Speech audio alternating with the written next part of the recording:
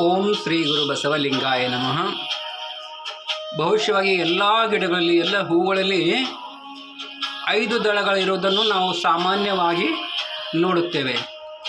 ಆದರೆ ಇಂದು ನಮ್ಮ ಮನೆಯ ಈ ಹೂ ಬಳ್ಳಿಗೆ ಷಟಸ್ಥಲದ ಸಂಕೇತವಾಗಿ, ಷಡಾಚಾರದ ಸಂಕೇತವಾಗಿ, ಷಟಸ್ಥಲಗಳ ಸಂಕೇತವಾಗಿ, ಷಟ್ಸೂತ್ರಗಳ ಸಂಕೇತವಾಗಿ ಒಂದು ಹೂವು 6 ದಳಗಳಿಂದ ಶೋಭಿಸತೊಡಗಿದೆ.